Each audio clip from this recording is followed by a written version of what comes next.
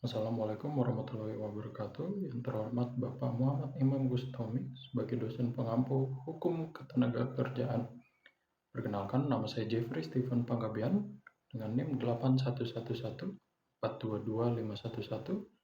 dan dalam video ini saya akan membahas tentang peran BP3 TKI dan perannya untuk melindungi pekerja migran di Indonesia. Sebelum kita lanjut ke slide selanjutnya, sebelumnya kita harus mengenal dulu apa itu BP3TKI. BP3TKI atau Badan Pelayanan dan Perlindungan Pekerja Migran Indonesia adalah lembaga yang dibentuk untuk memberikan pelayanan dan perlindungan kepada pekerja migran Indonesia atau yang disingkat PMI.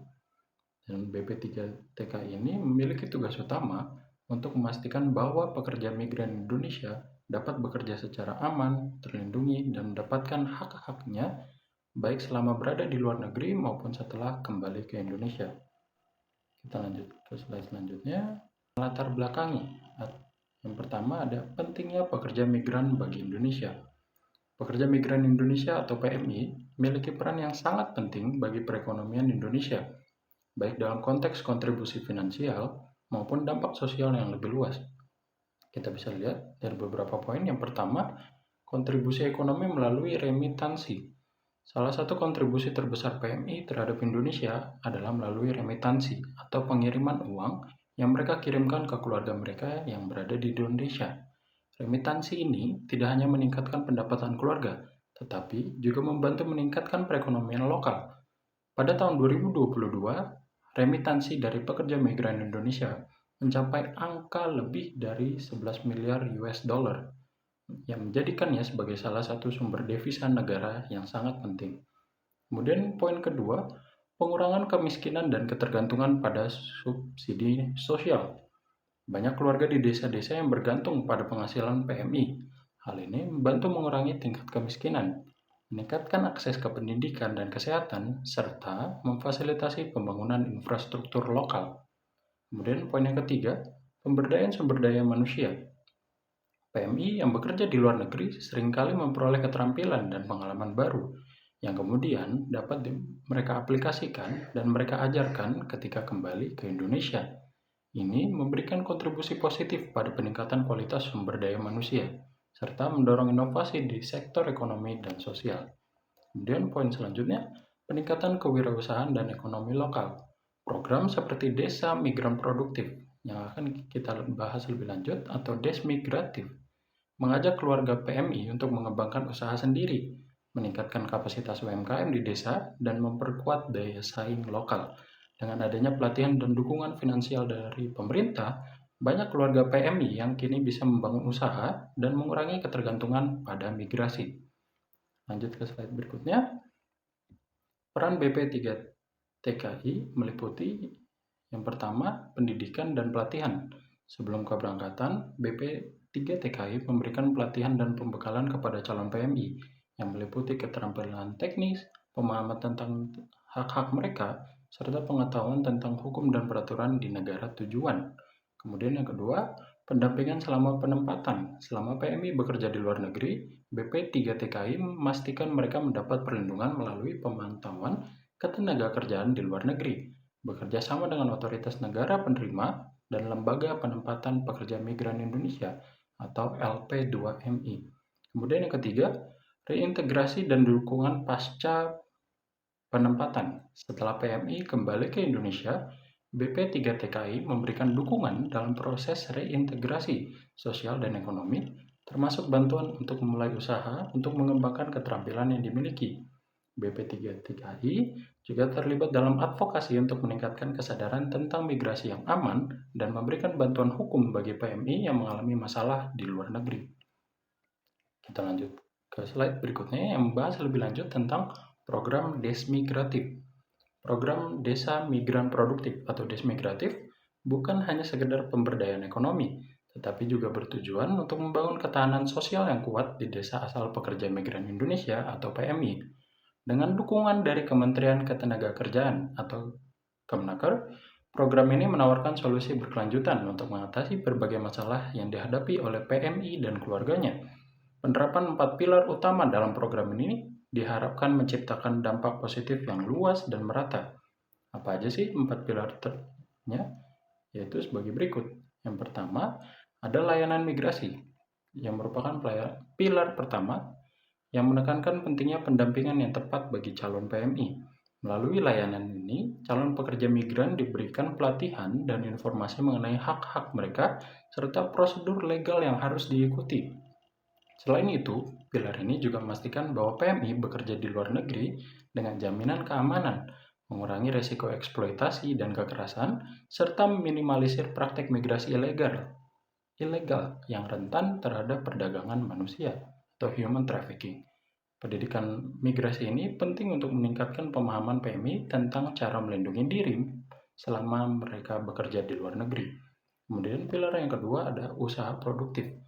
Program ini mendorong perkembangan usaha mikro kecil dan menengah atau UMKM berbasis komunitas di desa asal dari pelaku PMI. Dengan memberikan pelatihan keterampilan dan modal usaha, keluarga PMI diberikan kesempatan untuk menciptakan lapangan pekerjaan baru tanpa harus bergantung pada migrasi lagi.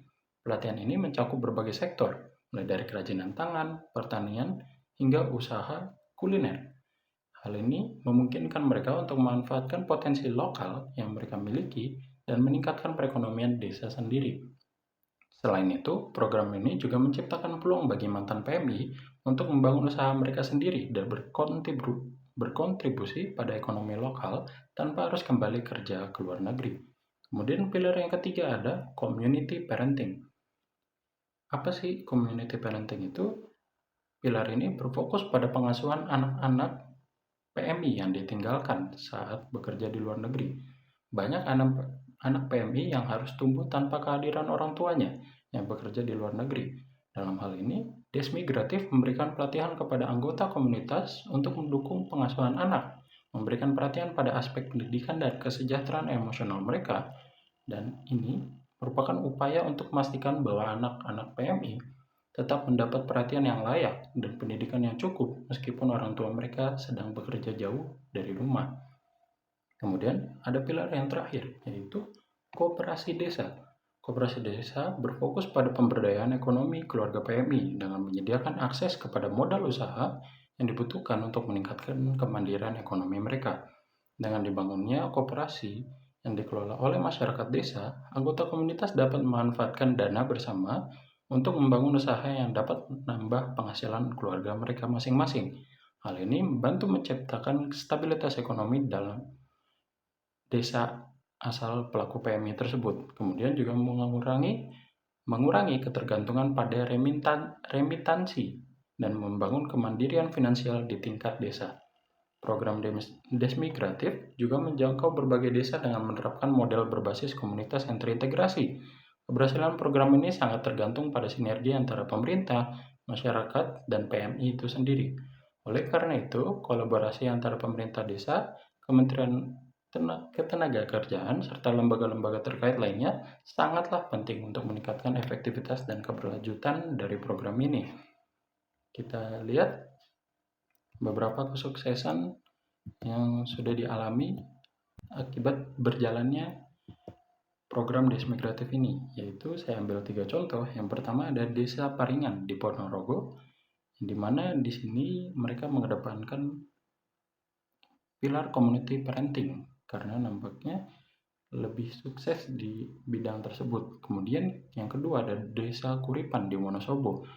Nah, lebih fokus lagi di antara keempat pilar tersebut, ini lebih ke arah pelatihan dan pengembangan koperasi desanya yang membuat sukses program Desmigratif tersebut. Kemudian satu kabupaten, yaitu Kabupaten Tulung Agung, yang bisa dikatakan sukses, yaitu ketika sudah menjalani 4 pilar tersebut, empat-empatnya. Dan tidak dapat dipungkiri, setiap program atau setiap rencana pasti menghadapi tantangan, dan berikut adalah beberapa tantangan yang dihadapi dengan adanya BP3TKI dan program-programnya. Yang pertama itu migrasi non-prosedural atau adanya PMI yang ilegal. Kemudian yang kedua, tingkat pendidikan PMI yang rendah.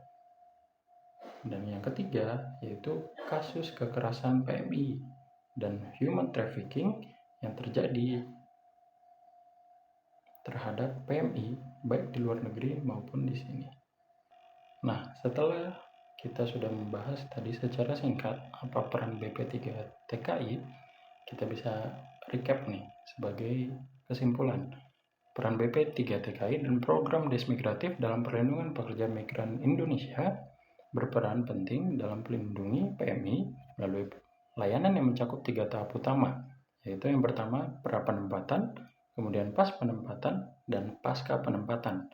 Di tahap pra-penempatan, PP3TKI memberikan pelatihan keterampilan dan informasi tentang hak-hak pekerja, serta mengedukasi calon PMI agar bekerja secara aman dan sesuai dengan regulasi. Selama penempatan, BP3TKI memastikan bahwa PMI mendapat perlindungan hukum dan sosial. Sementara pada tahap pasca penempatan, mereka mendukung reintegrasi PMI yang kembali ke Indonesia melalui berbagai program pemberdayaan ekonomi dan sosial, yaitu Desmigratif. Kita balik lagi, program Desa Migran Produktif atau Desmigratif adalah salah satu solusi yang efektif untuk mendukung keluarga PMI di desa asal. Dengan pendekatan berbasis komunitas, program ini memberdayakan PMI dan keluarganya melalui pelatihan usaha produktif, pengembangan koperasi desa, serta pemberian informasi migrasi yang aman. Inisiatif ini tidak hanya fokus pada aspek ekonomi, tetapi juga mengintegrasikan pilar community parenting untuk mendukung anak-anak PMI yang ditinggalkan. Program Desmigratif bertujuan mengurangi ketergantungan pada migrasi dan menciptakan lapangan kerja yang baru serta peluang ekonomi di tingkat desa yang baru. Secara keseluruhan, baik BP3TKI maupun program Desmigratif telah memberikan kontribusi besar dalam mengurangi resiko eksploitasi dan meningkatkan kesejahteraan PMI dan keluarganya. Namun masih